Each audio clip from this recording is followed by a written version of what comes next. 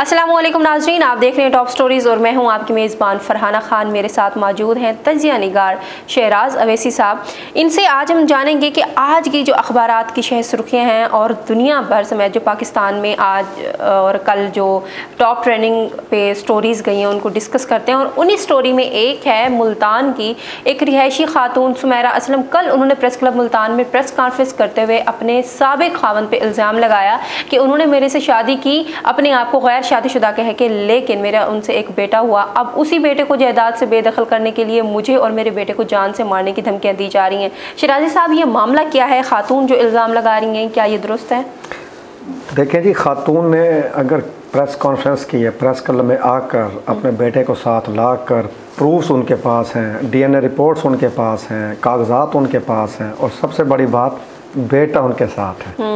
तो बात ये है कि जो खातून है ये बंद बोसल की रिहायशी है, नाम है इनका सुमेरा असलम। ठीक है। ये अपने बेटे राहील के साथ तशरीफ़ लाई प्रेस क्लब में।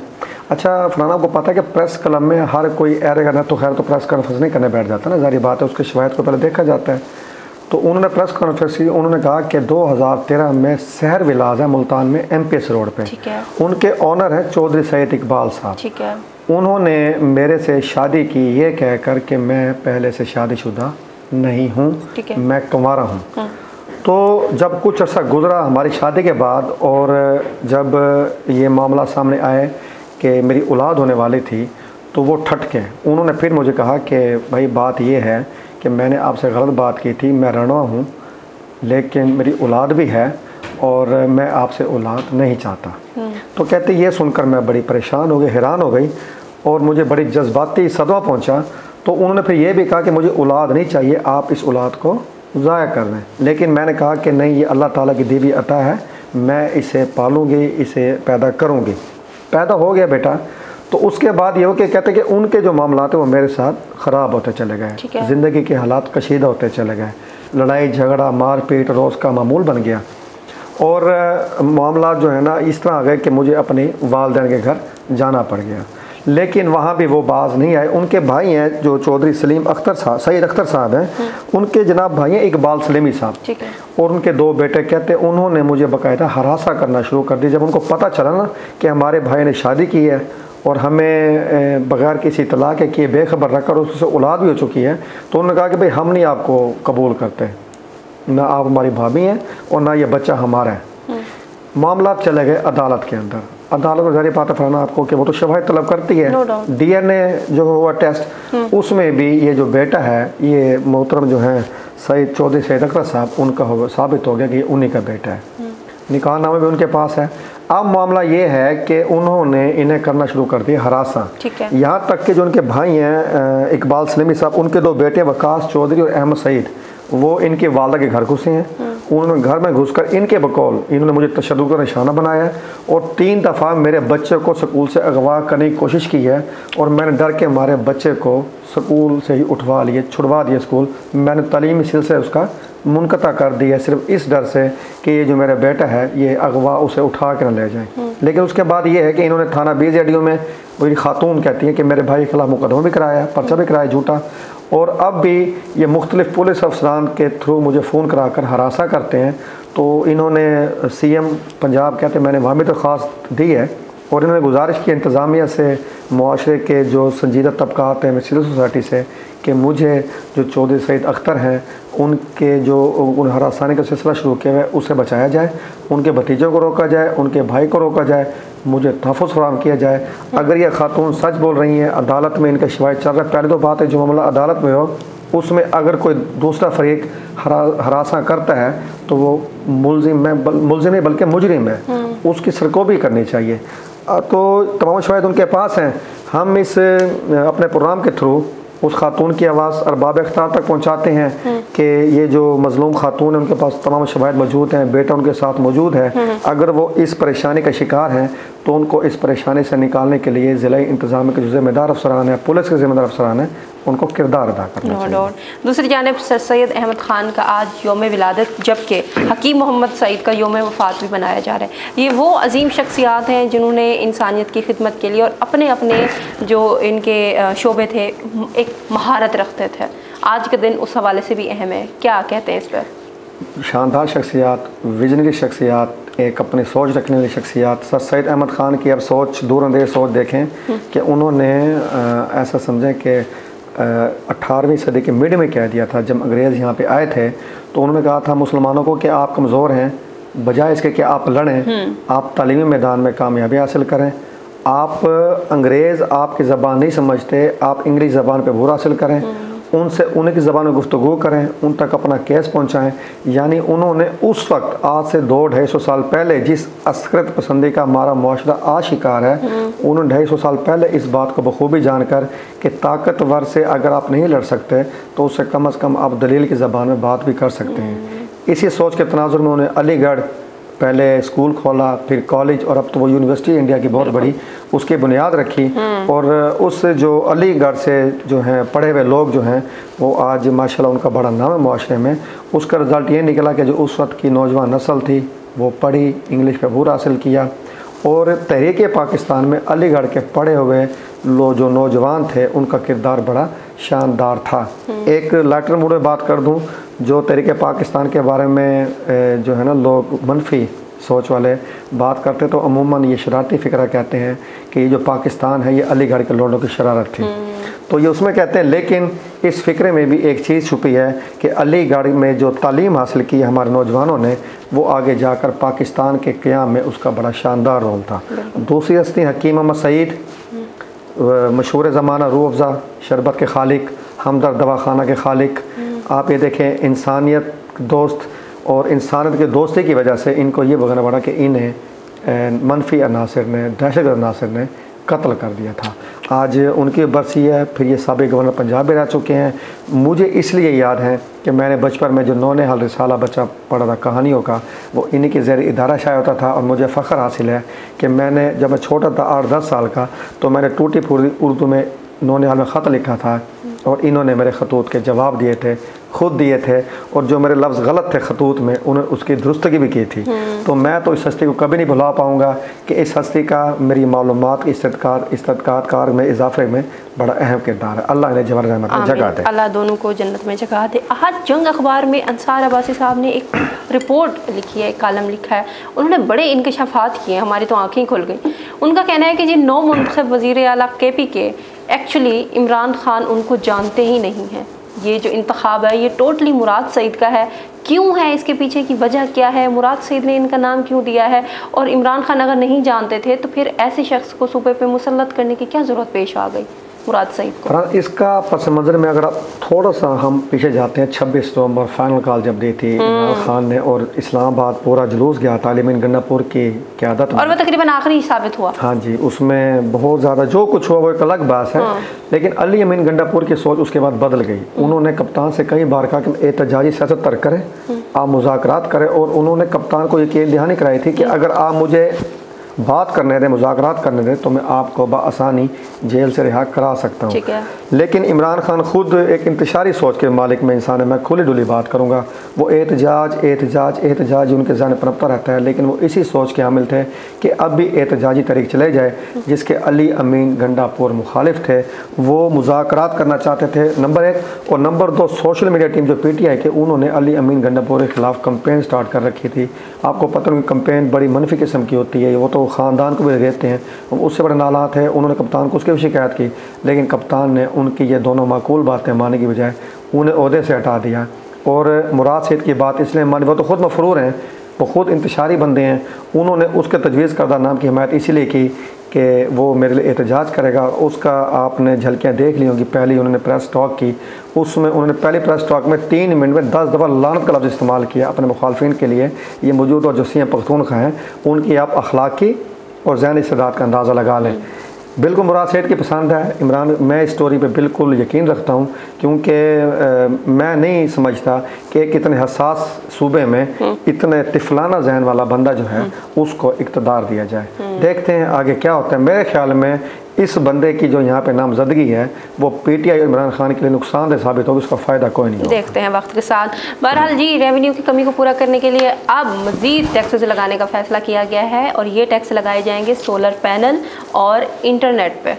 क्या कैसे देखते हैं, जो टैक्स के चक्कर में आवाम पहले से फंसी हुई है, वो तो मजीद डूब जाएगा। अजीब सी बात है, अभी इंटरनेट और सोलर पैनल्स ये मिडिल क्लास तबके के लिए बड़ी अहम चीज़ है।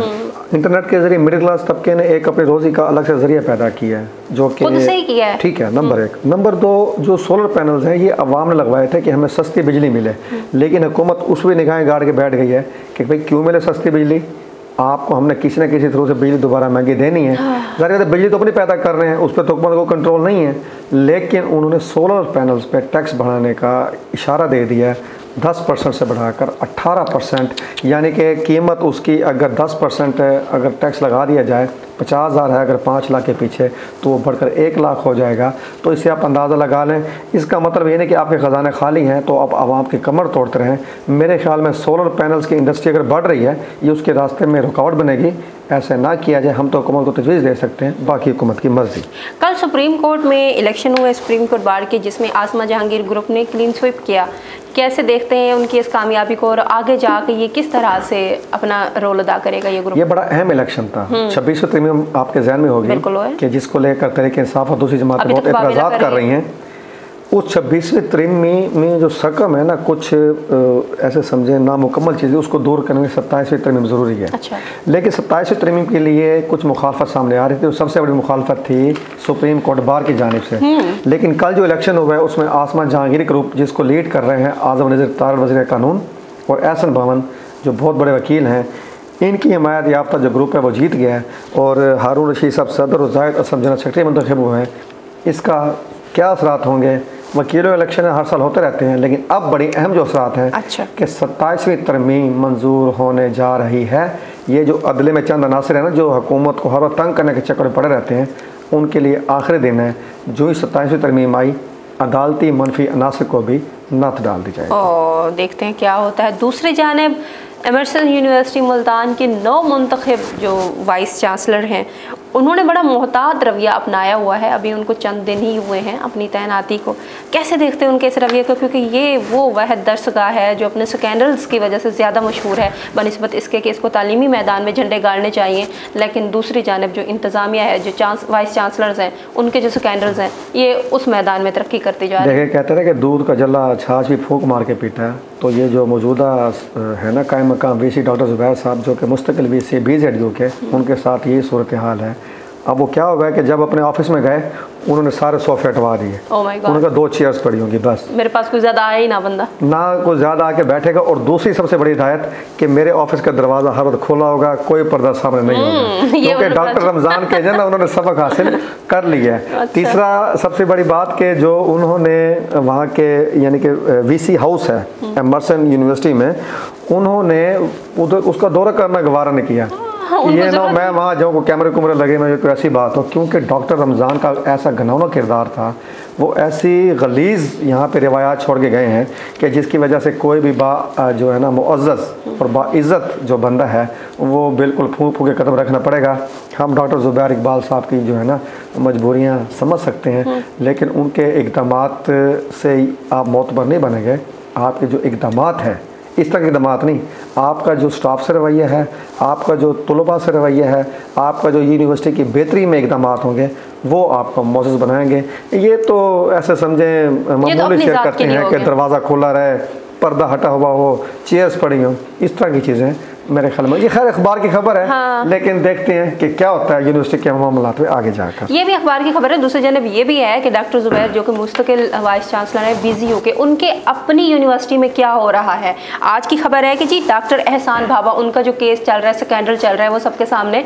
अब डॉक्टर एहसान बाबा के जो दोस्त हैं इखलाक अहमद, उनकी डिग्रीज हमारे सामने आई हैं, जो कि वो महारत तो रखते हैं इंजीनियरिंग में, लेकिन वो तुलबा को पढ़ा रहे हैं इस्लामियात।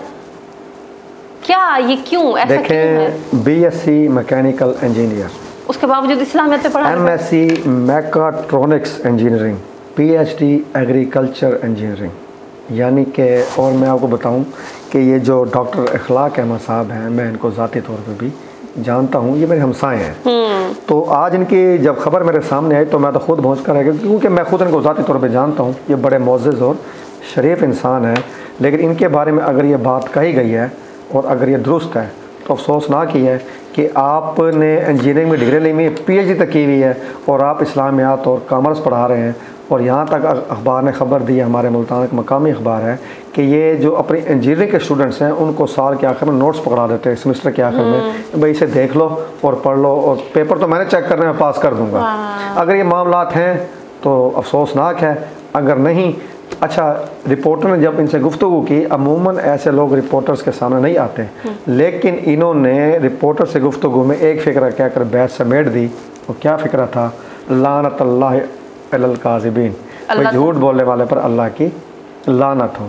तो इस फ़िक्र के बाद मेरे ख्याल में मामला आगे नहीं बढ़ना चाहिए, लेकिन अगर ऐसा है, क्योंकि मेरे ख्याल में इनको निशाने इसलिए भी लिया जा रहा है कि डॉक्टर एहसान बाबा जो कि पिछले दिनों एक मुश्किल का शिकार थे, बल्कि अभी भी हैं, तहकीकात तो चल रही हैं, ये उनके करीबी दोस्त हैं, शायद इसीलिए इनको लपेटे में लिया जा रहा हो। बाकी अगर इनका ये सिलसिला है तो यूनिवर्सिटी इंतज़ामिया मौजूद है, वो इस पर भी तहकीकात कर ले, दूध का दूध पानी का पानी कर ले। अगर है तो इन्हें में कटारे में लाया जाए, अगर नहीं है तो जिन्होंने खबर दी रिपोर्टर ने, फिर उससे बात को ज़रूर करनी चाहिए, करनी तो चाहिए। और दूसरी जानिब आखिरी हम ये डिस्कस करते हैं कि कल हमने एक ख़बर दी थी इसी प्रोग्राम में कि महकमा मौसमियात ने जो पेशगोई की है कि इस बार की सर्दियां बड़ी सख्त पड़ने वाली हैं, जिसके लिए जो लोग हैं वो तैयार हैं और सैलाब मुतासरीन भी तैयार हैं। लेकिन आज उनकी तरदीद भी सामने आई, उनकी जानिब से कहा है कि ऐसा हमारी तरफ से कोई नहीं गया, अलबत्ता सोशल मीडिया के जो पेजेस हैं बाज़ उन पे लगा हुआ है। क्या देखते हैं तरदीद को? और दूसरी जानब सैलाब मुतासरीन में जो तशवीश की लहर दौड़ गई थी, अब यानी वो थोड़ा तसल्ली उसको रखें। अच्छा, हम तो प्रोग्राम करते हैं अखबारात की खबरों पे, अब ये बड़ा अफसोसनाक मकाम है कि अखबारात भी सोशल मीडिया की खबर से मुतासर होकर अखबारों में खबर छाप देते हैं। तो ऐसे नहीं करना चाहिए, मुकम्मल तहकीकात के बाद खबरें छापनी चाहिए, क्योंकि अखबारात की खबरें पे लोगों का अब भी थोड़ा बहुत एतबार कायम है। तो सैलाब ज़दगान भी परेशानी का शिकार हुए थे कि हम किस तरह इस मुश्किल से निकलेंगे। खैर, महकमा मौसमियात ने ऑफिशियली तौर पर एक नोटिफिकेशन जारी किया है कि एक सर्कुलर जारी किया, जिसमें कहा है कि ऐसी ख़बरों में कोई सच्चाई नहीं है, और बल्कि उन्होंने कहा कि अगले 2-2.5 माह में बारिश के भी कोई इतने ज़्यादा चांसेस नहीं है। तो जब बारिश ही नहीं होगी तो मौसम में शिद्दत कहाँ से आएगी? तो हम आवाम से भी ये रिक्वेस्ट करेंगे, अपने नाज़रीन से अपील करेंगे कि बेसरोपा जो अफवाहें जैसे सलामें उड़ाई गई थी वैसे दोबारा उड़ाई जा रही हैं, ऐसी अफवाहों पर यकीन करने की बजाय आप जो महकमा मौसमियात की ऑफिशियल वेबसाइट है उस पर विज़िट करें, जो उनके पेजेस हैं उनका विजिट करें, क्योंकि मुस्तरद मालूमात वहीं से मिलेंगी। चलिए, इख्तिताम करते हैं अपने प्रोग्राम का। आज के लिए नाज़रीन फ़िलहाल इतना ही जो आज हमने टॉप स्टोरीज डिस्कस की हैं। कल के प्रोग्राम में हम कल की मुख्तलिफ शहर सुर्खियों के साथ आपके सामने पेश होंगे। फ़िलहाल मुझे और शहराज अवैसी साहब को इजाज़त दीजिए, अपना ख्याल रखिए, अल्लाह हाफ़िज़।